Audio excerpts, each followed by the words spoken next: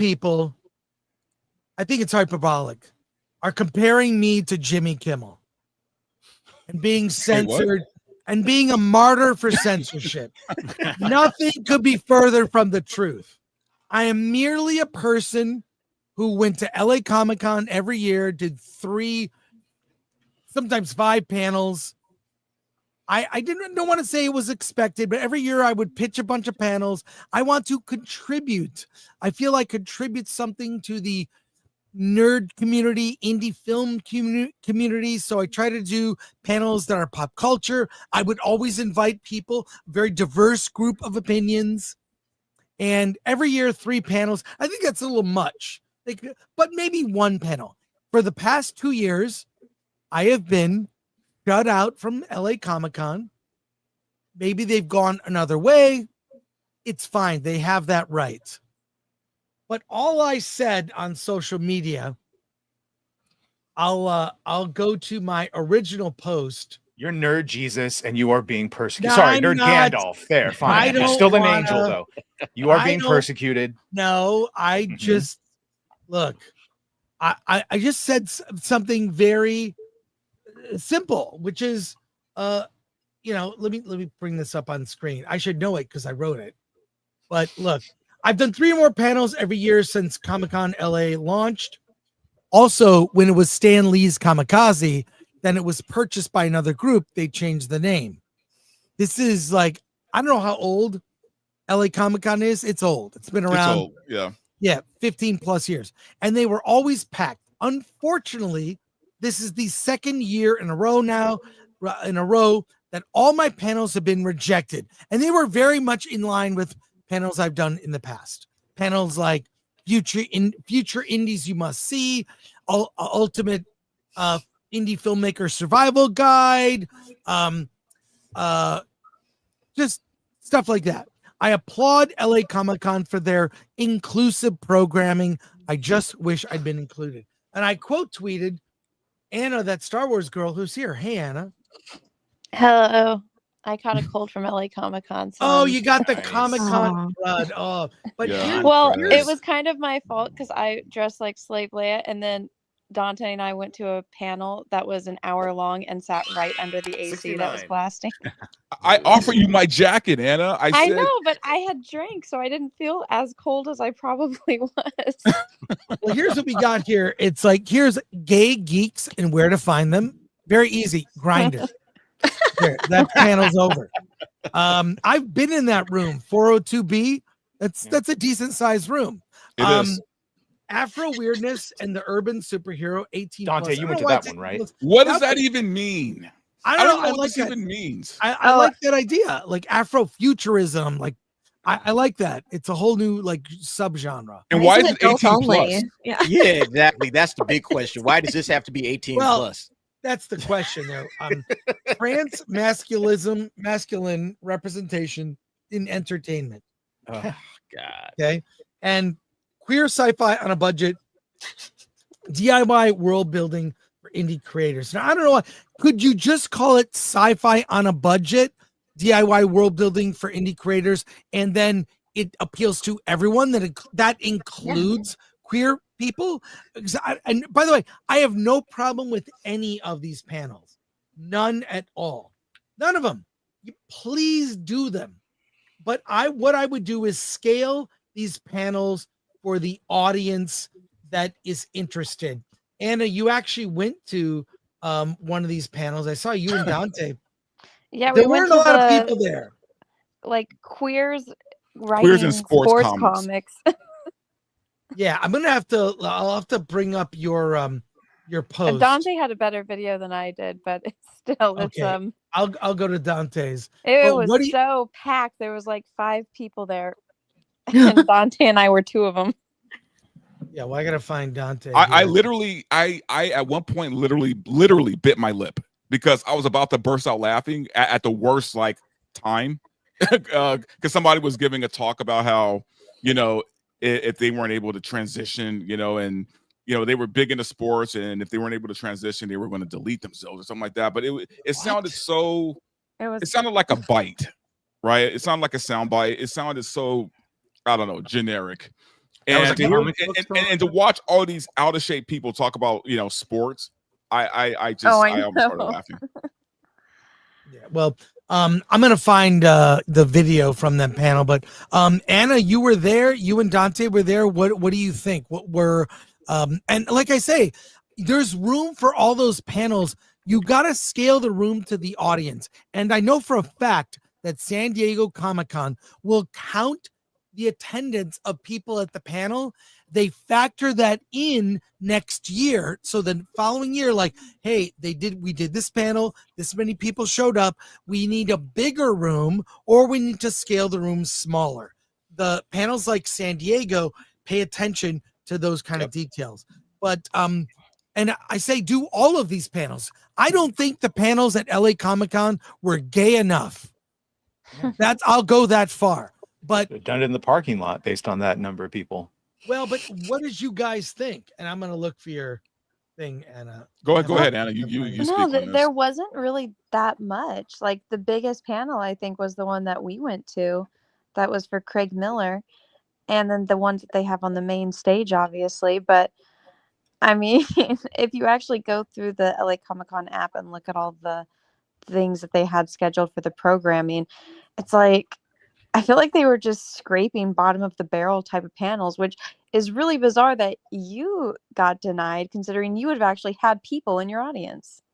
Well, I try to get diverse opinions.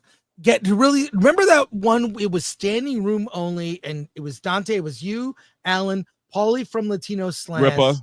Ripa was San Diego. Oh, you're right.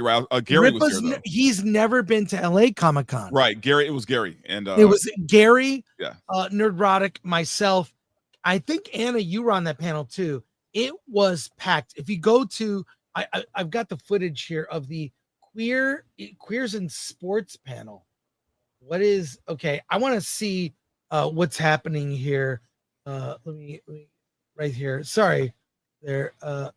DA. Let's hear what's going on here. Right, makes it really fun. So for me, it's just like a really fun sandbox to get to draw sports and make them dramatic and gay. Kind of the same challenge for me, except normally in my comics. In my video, I did a scan of the room, so you see the entire. Yeah. This is better. There's intimate action, but that's the mask. Good. Of course, there's a mask. I think why are people still wearing masks? I mean, is it a psychological thing? It's their MAGA hat. Also, look how virtuous they are. Is that kind of what it is? So okay, but you can see there's nobody in that room. Well, yeah, Chris, if you play my video, you get a full scan of the room, and it's because that was actually the more busier part of the room.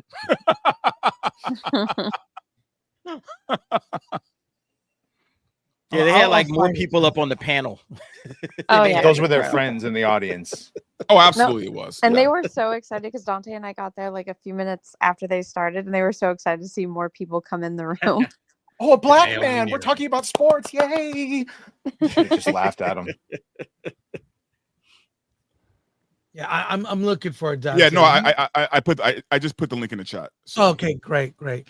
But look, I don't want to, I resisted saying something about it, but let me say for the record, the only reason I posted about this last Friday is because so many people were saying, what are your panels? I usually put out a graphic with a list of here's the panels, here's the panel room, all the info you need, because everyone's saying, when are your panels? What are you doing? So many people reached out. I had to say, I'm sorry, I'm not going to be there.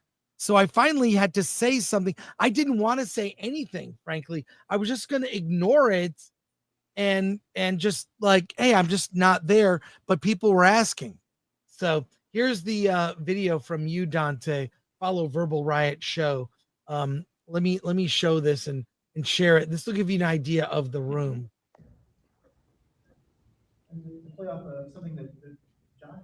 I've been in that room too. It's a big room.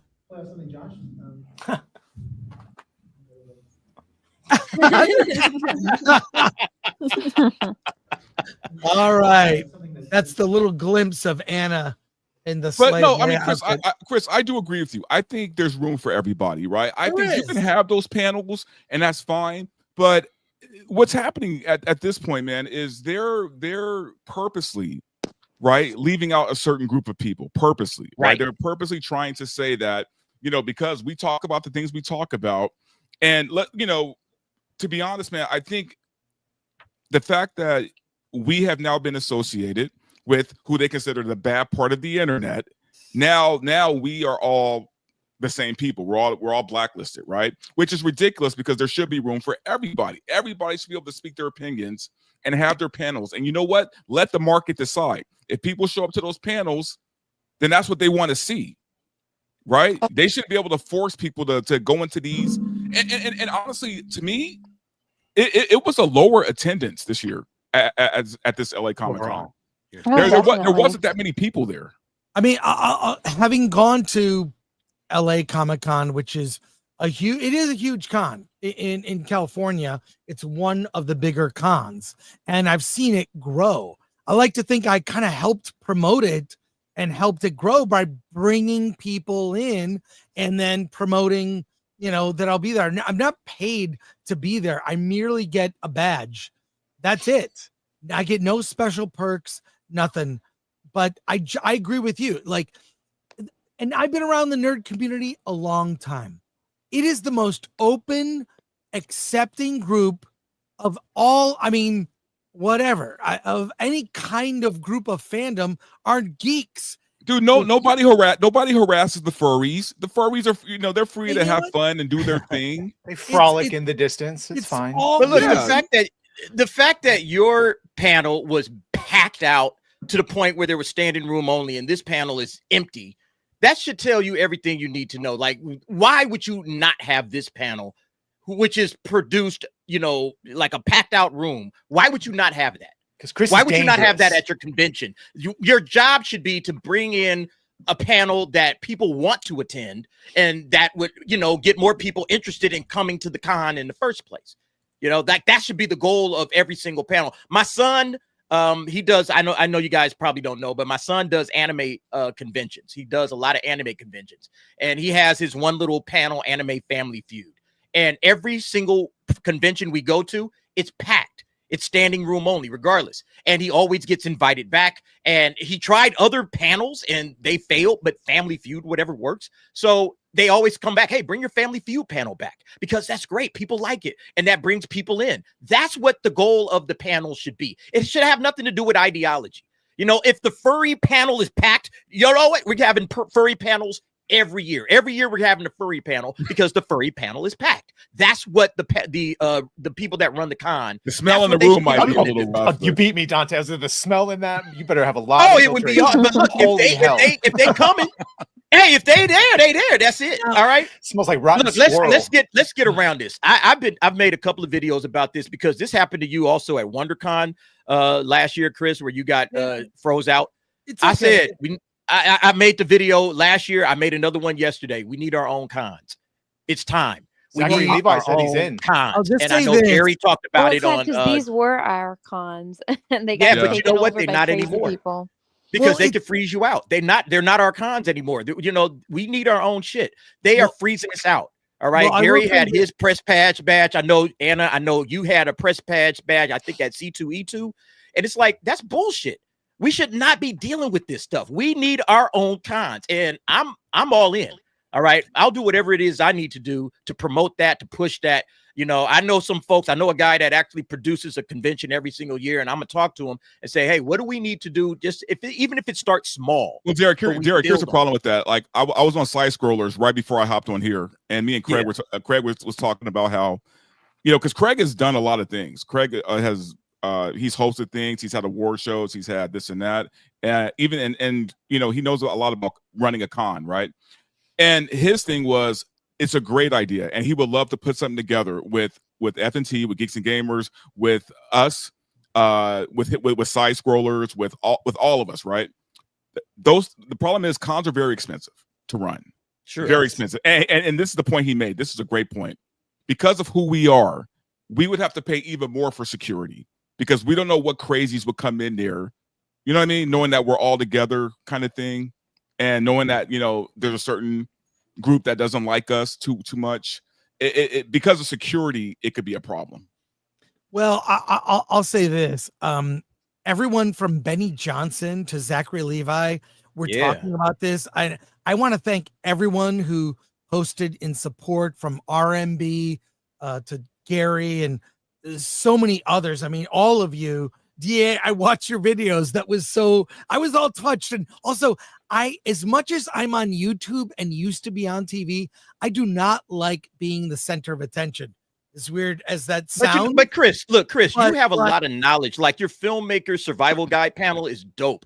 And there's a lot of knowledge that can be shared amongst people that want to make films, want to get into filmmaking. Right. And I feel like a lot of independent content creators, they don't know where to go. They don't know people that they could ask. And it would be awesome if there was a convention of just creators, young creators that are looking to get into comic books. You know, you could bring Ripper in and say, hey, here's how I got started and here's what you can do. And then, you know, novelists, you could bring in filmmakers. You could have a wide breadth of people, Robert Meyer Burnett, that, you know, and yourself as well, that know the back and the front of doing something independently, because I feel like we sit on our hands too much and we keep going back to Hollywood for our entertainment. And I think we need to start bringing it back and say, hey, look, we can entertain as well. And and you know, YouTubers that are trying to get started up. I want to start a YouTube. I want to start a podcast. What do I do? How do I get started? And you could have panels on that stuff. And I feel like that's where we need to do. We need to have a focused direction on this instead of just constantly going back to these cons and giving money to people that hate us and want to ban us from their conventions. I'm sick and tired of that crap, man.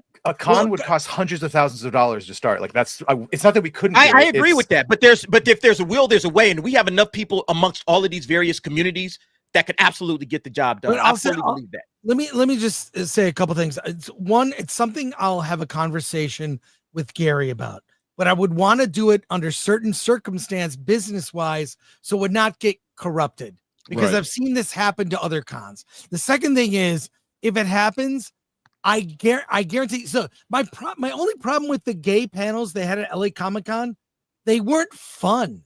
They didn't look fun. If I were going to do a gay panel at RebelCon, it would be the most fun gay panel, because I remember when gay culture used to be fun and cool and hip, and now it's exclusionary and it's about hating other people. And as someone who grew up inspired by filmmakers like John Waters, and among others, like, where is the fun in gay culture? Now it's about division and hating you because of this. Where is the sense of humor? So I promise, if RebelCon happens, we will have the coolest panels, because I feel like whenever I'm pitching a panel, I'm holding back. I'm holding back because I want to get my panel approved. I'm not doing that anymore. If RebelCon, and Gary we were talking about maybe not a meetup, maybe it's just a con instead of, because the meetups get big. Yeah, Sparkle, the gayest panel at the con. I'll get Mark Malkin. So what I'm saying is, you know what? Maybe next year I'll apply for some for some panels, and I'll name it that, and you guys can all come on. Yes, please. But that's a great idea. I really miss gay culture isn't cool anymore. It's been overtaken by activists, just as everything is. A gay culture, as someone who's had gay friends my whole life, my uncle who served in the military came out as gay later. Nobody cared. I've been around gay people my whole life. When did you stop being fun? When did gay shit have to be in? Gay shit doesn't have to be in everything. We peaked at Will and Grace and at Birdcage, I think, and then it was all that was it. After that. I remember looking forward to seeing cool gay shit, or even going with friends to the cool, fun underground gay bar. That was fun. But when did gay shit stop being fun? Yeah. What are you gay? Make gay culture cool again. Thank you, Cameron Scott. No, but I'm being serious about this. It's no longer fun. None of those people on that panel were fun. They were all of that was quote unquote the Q, right? It was all the Q. It wasn't the L, the B, the G, or the B. It's the the cues, That It was the T and T's the and the Q's. Q's. Yeah. that's the Like Dave problem. Chappelle So said. yeah, gays can be fun. You No, gotta get gays, rid of I'll these tell you other this: if you look up people that are happy in marriage, it's always the gays. Two men just seems to work. The least happy, the two L's. The L's. The lesbians, Yeah, the yes. two L's. But okay, what do I know? What do I know? Hey, no, But, that one lesbian on the panel was really happy to see me. She even made a point to talk about Star Wars. Oh my God. By the way, Anna got so many looks from lesbians at that con. As we're walking around, I saw so many like butch chicks like do like second and third takes on Anna like the whole time. I mean, Anna was the star of the show with the lesbians at at Comic-Con. I think that makes Anna the B. Wait, sorry, Alan. I was gonna say that makes Anna the B in the The B. She's the B.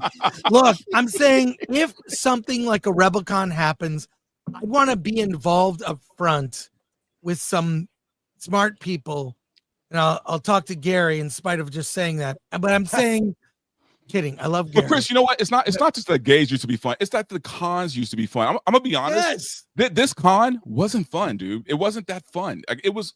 I had a good time because me and Anna were just clowning around. But other than that, like if she weren't there, I would have been miserable. Like I probably would have just left. Like it was not a fun con.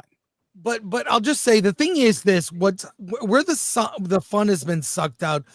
One final thought on this. We'll go to comments. Is everything's become too corporate. Why does Star Wars suck? Too corporate. Why do these franchises and Marvel they suck now? Everything is too effing corporate. Cons are too corporate. The cons that I continue to go to and always support, couple weeks, Monsterpalooza in Burbank. I love Monsterpalooza. I'll be there. You'll find me at the hotel bar. I'll be walking around. Love me some Monsterpalooza. That is a very anti-corporate con. It's all the dealers are just, regular folks trying to sell cool art and posters and collectibles. It's not corporate. Everything that gets taken over by corporate interests starts to suck. Yep. And maybe that's happened to LA Comic-Con. I don't know. I wasn't there this year, but I do know the owner of LA Comic-Con. And she's very anti-corporate. So I'm surprised she possibly allowed. And I ran into her a couple months ago and I even asked, I said, wasn't at your con last year. I wasn't there. And I asked her, I said, I submitted panels. I'm not going to bother to submit. Why would I waste my time submitting to your con when I already know that my name pops up and you don't want me? There's a person there. There's a person there that doesn't like me, and I know who it is, and nothing I can do about it. People are free to not like me. That's okay. I got people like me that don't. That's life. I'll take it. But RebelCon, but there has to be a certain level of respect, man. I mean, Chris, you're. I know you. You don't like to brag, and you don't like to put yourself up there. So I'm going to do it for you. No one has more credit, more nerd credit than you do. Yep. No one on this panel, no one who goes to those cons, man. You have done so much for this community, for fandom, that they owe you this, right? And it's bold to say that, but I'm gonna fucking say it. They owe you. The fact that they could look at you and deny you one panel is fucking insane. That's ridiculous. That should never happen. Well, who wants to go next? What about Alan? Go ahead, Alan. You say your piece. I'm joking. It's a matter of respect, man. Like they owe you a lot. And they owe your fans. Like that, it's not just disrespect to you. It's people who want to see you and that will spend money to attend. So it's also just denying the masses something that they want to see. So we all suffer. We all.